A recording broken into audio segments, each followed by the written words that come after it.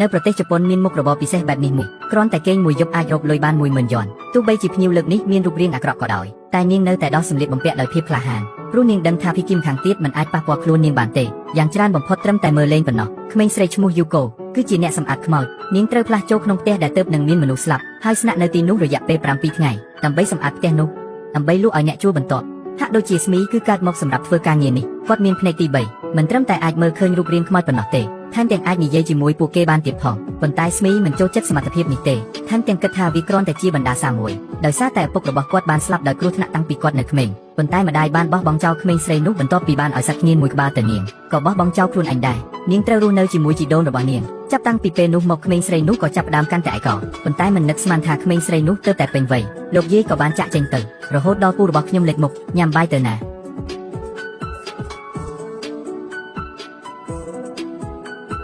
ពូបានបង្កប់បញ្ហានៅក្នុងពិធីបុណ្យសពលោកយាយហើយពេលនោះយូកូហាក់ដូចជាសម្លេងលោកយាយ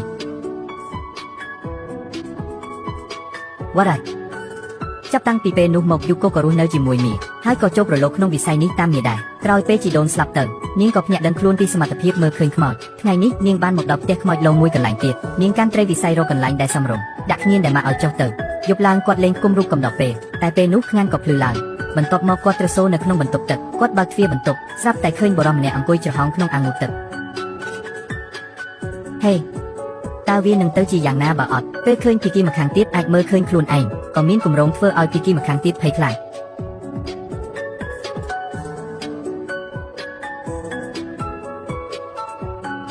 អូអញមកដល់ហើយនឹងអូយយូគីសាំនឹងរឿងទាំងនេះយូរហើយព្រោះគាត់ធ្លាប់ឃើញការស្លាប់គ្រប់បែបយ៉ាងរួចមកហើយសាច់រឿងដ៏អស្ចារ្យបែបនេះប្រកាសជាមិនអាចខ្វះបានឧបករណ៍ល្អសម្រាប់មើលប៉ុន្តែឥឡូវនេះម៉ូដែលថ្មីមិនសូវមានការផ្លាស់ប្ដូរច្រើនទេទិញទូរស័ព្ទកម្ពុជាដៃទី2នៅលើឈួនប្រហែលជាចំណេញជាងដូចជា iPhone 14 មួយគ្រឿងនេះដែលខ្ញុំទិញក្នុងតម្លៃ2-300 យន់ជាង iPhone 15 មួយម៉ូដែលថ្មីជាង3-700 យន់អ្វីដែលសំខាន់គឺបទពិសោធន៍នៃការប្រើប្រាស់គឺប្រហាក់ប្រហែលនឹងទូរស័ព្ទកម្ពុជាចុងក្រោយហើយក៏មានការធានារយៈពេល1ឆ្នាំផងដែរប្រសិនបើចង់ទិញទូរស័ព្ទដៃជូសដែលគួរឲ្យទុកចិត្តខ្ញុំសូមណែនាំឈួនថ្ងៃបន្ទាប់យូស៊ីក៏គូរូបរាងបុរសនោះខ្មោចប្រុសនោះទៅមើលទើបឃើញនៅក្នុងសៀវភៅកត់ត្រារបស់នាងកត់ត្រាពីរបៀបស្លាប់ផ្សេងដែលបានប្រមាថពីមុនមានមនុស្សចាស់អាយុ85ឆ្នាំស្លាប់យ៉ាងឯកោចំនួន TikTok ខាត់បងរួចចង់ក៏សម្លាប់ខ្លួនហើយក៏មានក្មេងដែលត្រូវឪពុកម្ដាយបោះបង់ចោលដែរអត់បាយស្លាប់ក្នុងផ្ទះទាំងរស់គាត់មិនដឹងទេក្រូចឆ្មាគឺស្អែកទំនិញមកដល់ឃ្លាំងហើយចាក់ផ្សាយនៅបរទេសមួយយប់ទៀតចង្អុលបេះដូងយប់នោះតាម៉ាកូបានរកឃើញកាសែតមួយនៅលើធ្នើនោះគឺជាស្នាដៃដែលខ្មោចប្រុសបានបង្កើតការនៅរស់ការពិតគាត់ជាអ្នកចម្រៀងការនៅរស់ដោយសារតែធ្វើតន្ត្រីអស់រយៈពេលជាច្រើនឆ្នាំតែមិនដែលទទួលបានការទទួលស្គាល់ទើបបាក់ទឹកចិត្តហើយធ្វើអត្តឃាតដោយកាត់ក្តីប្រអប់នេះកាសែតនេះជាស្នាដៃដែលគាត់ពេញចិត្តបំផុតការនៅរស់គាត់បានសុំឲ្យយូកូជួយគាត់យកកាសែតទៅឲ្យក្រុមហ៊ុនតន្ត្រីព្រោះគាត់ខ្លាចគេរិះគន់ទើបមិនហ៊ានយកទៅទោះស្លាប់ទៅហើយក៏ដោយតែនិយាយទៅខ្មោចប្រុសនៅតែខ្លាចគេមិនទទួលស្គាល់អុកចាព្រមព្រៀងទើបតែពាក់កាសត្រៀមស្ដាប់ស្នាដៃខ្មោចប្រុសបន្តិចពូក៏ខលមកប្រាប់ថាមានផ្ទះមួយទៀតដែលក្មេងស្រីត្រូវទៅលាងសម្អាតប៉ុន្មានថ្ងៃនេះដែលបាននៅជាមួយគ្នាយូគីកូត្រូវបានខ្មោចប្រុសដែលមានចរិតរស់រវើកនិងមិនចេះអត់ធ្មត់នេះប៉ះពាល់ដល់ចិត្តទោះបីជាមានការស្ទាក់ស្ទើរក៏ដោយប៉ុន្តែនៅថ្ងៃបន្ទាប់នាងនៅតែរៀបចំអីវ៉ាន់រួចលាខ្មោចប្រុសអាចយកបានយល់ព្រមយកវាចុះមកត្រឡប់មកវិញទាំងអស់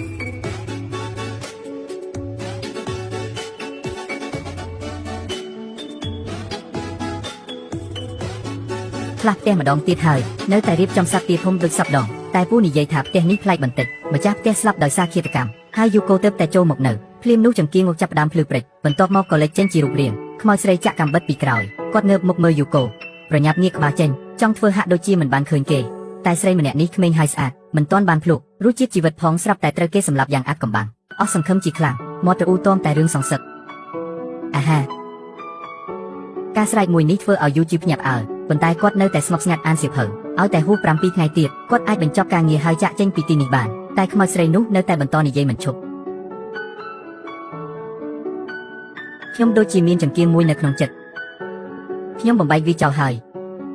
យីជើនិយាយផ្លាត់មាត់ហើយខ្មោចស្រីដឹងថាអ្នកនេះអាចមើលឃើញខ្លួនក៏ប្រញាប់ចូលទៅជិតគាត់ហើយចាប់ផ្ដើមរៀបរាប់ទុកសោកគាត់ចង់ដឹងថាឃាតករជាអ្នកណាហើយកំហឹងខ្លាំងពេកធ្វើឲ្យផ្ទះរង្គោះរង្គើ តាមទាន់អស់3ឆ្នាំហើយខំរកលុយឲ្យអញអស់3ឆ្នាំហើយតើយូគីភ័យស្លន់ស្លោយកសម្លៀកបំពាក់រត់ចេញទៅគាត់មកកន្លែងដែលគាត់ធ្លាប់លេងការនៅក្មេងដើម្បីបំបត្តិទុក្ខកង្វល់ហើយក៏មានមិត្តលេងការពីក្មេងម្នាក់របស់គាត់ដែរមើលពីស្នាមកង់ឡានលើទ្រូងក្មេងប្រុសនោះអាចសន្និដ្ឋានបានថាក្មេងប្រុសនោះស្លាប់ដោយសាររថយន្តកិនរាល់ពេលដែលថាម៉ាខូមិនសប្បាយចិត្តក្មេងប្រុសនោះតែងតែលួងលោមថាម៉ាខូតាមគ្រប់រូបភាពប៉ុន្តែគាត់ក៏មានបំណងប្រាថ្នាដែលមិនបានសម្រេចដែរខូចខ្លាំងណាស់ធ្វើអីឲ្យលឿនទៅដាវដែកមនុស្សដែរការមកលេងប៊ីសាគីរីកា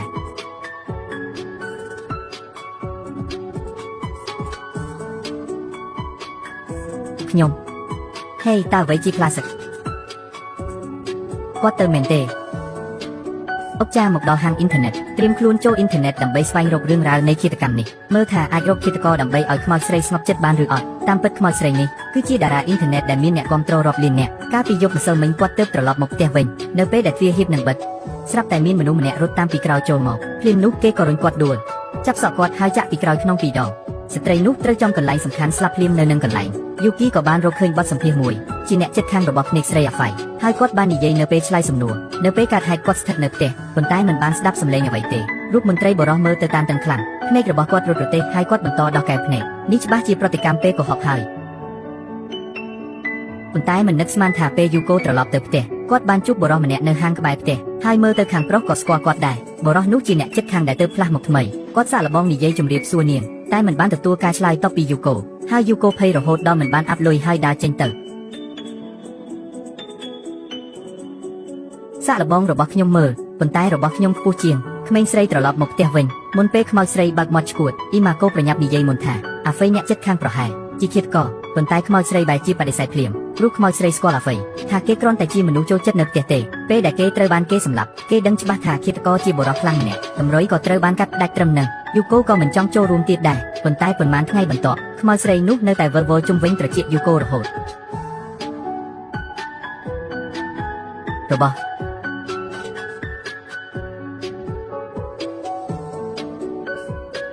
នោះគាត់យកការទាំងអស់មកឲ្យខ្ញុំអូខ្មោចស្រីនេះជាអ្នកជប់បារីសោះជប់បារីមួយដើមគឺដូចជាដុតធូបឲ្យខ្លួនឯងអញ្ចឹងតែមិនបានស្ងប់ប៉ុន្មានផងចាប់ដើមរអ៊ូតុំដាក់យូកូទៀតហើយយូកូទ្រាំលែងបានដោយសារគាត់ខ្មោចប្រុសមុននោះស្រាប់តែលេចមកតាមពិតគាត់ចូលសន្ធិដ្ឋក្នុងកាសែតតាមយូកូមកទីនេះខ្មោចប្រុសនោះឃើញខ្មោចស្រីក៏លើកដៃសំពះក្បាច់ក៏ប្លែកដែរខ្មោចស្រីក៏មិនចាញ់ដែរគាត់កាប់ខ្លួនបង្ហាញកាំបិតនៅលើខ្នងខ្មោចប្រុសអង្គុយមើលឃើញថាអ្នកទាំងពីរប្រើកាំបិតម៉ាក់ដូចគ្នាហាខ្មោចទាំងពីរកាន់តែនិយាយគ្នាកាន់តែត្រូវទីបំផុតតាម៉ាគីក៏បានធូរស្បើយដែរគាត់បានមកដល់ស្ពានដើម្បីបន្ធូរអារម្មណ៍ប៉ុន្តែភ្លាមនោះអាហ្វៃដែលជាអ្នកជិតខាងបានមកចាប់គាត់ជាប់គាត់គិតថាតាម៉ាគីចង់ធ្វើអត្តឃាតការយកចិត្តទុកដាក់ដែលមិនបានរំពឹងទុកនេះធ្វើឲ្យតាម៉ាគីដែលមិនដែលមានមិត្តភក្តិមានអារម្មណ៍កក់ក្ដៅបន្តិចពួកគេដើរផងនិយាយផងឆាប់រាប់អានគ្នាណាស់ពេលនិយាយដល់រឿងឃាតកម្មអាហ្វៃប្រាប់យូគីថាហើយកាត់ហេតុតាមពិតគាត់បានឮសំឡេងស្រែករបស់អ្នកជិតខាងប៉ុន្តែគាត់ខ្លាចមិនហ៊ានទៅមើល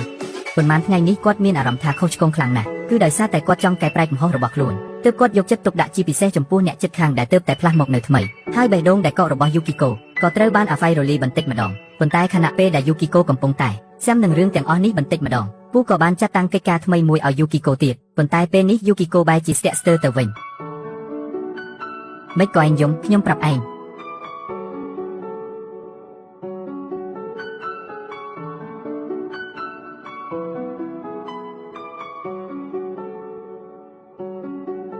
មាននរណាកាត់កណ្ដាលយកទេអីពេលគាត់ត្រឡប់ទៅផ្ទះគាត់បានជួបខ្មោចចាស់មួយកំពុងលុតជង្គង់រកឡានឃើញគេខ្វល់ខ្វាយបែបនោះអុកចាស់ក៏បានជួយគាត់រកដែរគាត់បានរកឃើញឡាននៅលើផ្ទាំងប៉ាណូហើយដាក់វានៅចំពោះមុខលោកចាស់ប៉ុន្តែទង្វើដ៏តូចមួយនេះធ្វើឲ្យគាត់រំភើបយ៉ាងខ្លាំង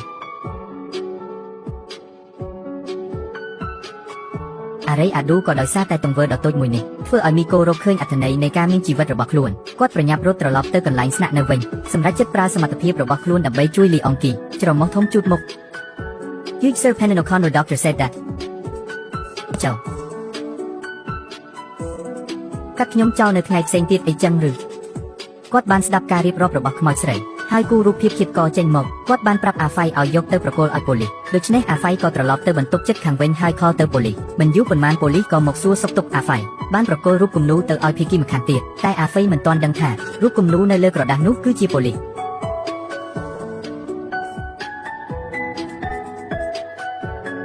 Pagi ke hiban no jena.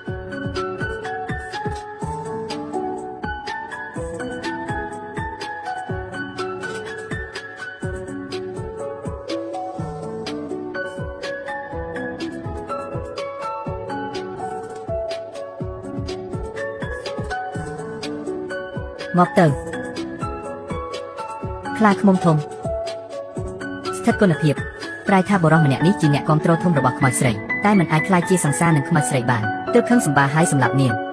ពេលដឹងថាការបានបែកធ្លាយបរិសនោះក៏ត្រៀមសម្លាប់បំបត្តិសាក្សីខ្មោចប្រុសចង់ឡើងទៅជួយតែគាត់ប៉ះមនុស្សរស់មិនបានត្រឹមតែអន្ទះសារគាត់ក៏ត្រឡប់មកសុំជំនួយពីអូជីតែអូជីនៅតែស្ដាយក្រោយចំពោះការគិតតែពីខ្លួនឯងគិតថាអាហ្វីនឹងស្លាប់ដោយសារតែខ្លួនទីបំផុតគាត់បានត្រៀមចិត្តរួចរាល់ខណៈនោះកណ្ដឹងទ្វារក៏រត់បរិសនោះឃើញថាសុទ្ធតែជាអ្នកដឹកជញ្ជូនអាហារដើម្បីកុំឲ្យបែកការគាត់គំរាមអាហ្វីឲ្យបើកទ្វារយកអាហារប៉ុន្តែទើបតែបើកទ្វារភ្លាមអាហ្វីក៏ទទួលបានក្រដាសមួយសន្លឹក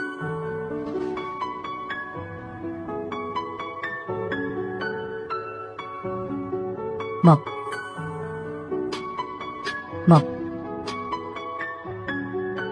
ទេដោយមានការសហការពីអ្នកដឹកជញ្ជូនអាហារនិងពូបរិសនោះត្រូវបានគ្រប់គ្រងហើយគាត់បានវាយសម្លេងដែលគាត់និយាយពេលវាយមនុស្សក៏ត្រូវបានថតទុកដែរគាត់នឹងត្រូវប្រឈមមុខនឹងការដាក់ទណ្ឌកម្មតាមផ្លូវច្បាប់ទីបំផុតខ្មោចស្រីអាចចាប់ជាតិបានដោយសប្បាយចិត្តបន្ទាប់មកយូកូបានផ្ញើកាសែតទៅក្រុមហ៊ុនតន្ត្រីទៀតខ្មោចប្រុសស្នាដៃចុងក្រោយរបស់គាត់ក៏ទទួលបានការគាំទ្រពីទស្សនិកជនដែរទីបំផុតគាត់បានសម្រេចបំណងប្រាថ្នារបស់គាត់ចំណែកឯអុកចាវិញទីបំផុតក៏បានរកឃើញគូជីវិតរបស់ខ្លួនបន្ទាប់ពីដឹងថាអុកចាមានសមត្ថភាពមើលឃើញខ្មោចមិនត្រឹមតែមិនបោះបង់ចោលនាងនោះទេហើយនៅតែគាំទ្រយូកូយ៉ាងមុតមាំ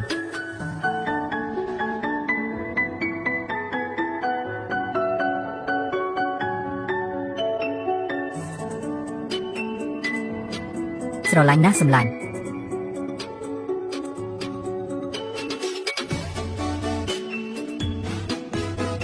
អ្នកទាំងពីរបានផ្លាស់មករស់នៅជាមួយគ្នានៅក្បែរគ្នាជាទីពឹងពាក់ហើយនៅទីបញ្ចប់រឿងរ៉ាវពូដឹងថាយូខូចូលចិត្តគូរូបដូច្នេះហើយបានជួយយូខូទំនាក់ទំនងទូទាំងប្រទេសជប៉ុនសាលាល្អបំផុតនៅទីបញ្ចប់នៅសល់តែបំណងប្រាថ្នាមួយគត់ដែលខ្មោចមិនបានសម្រេចអាហារលោកលីអាហារ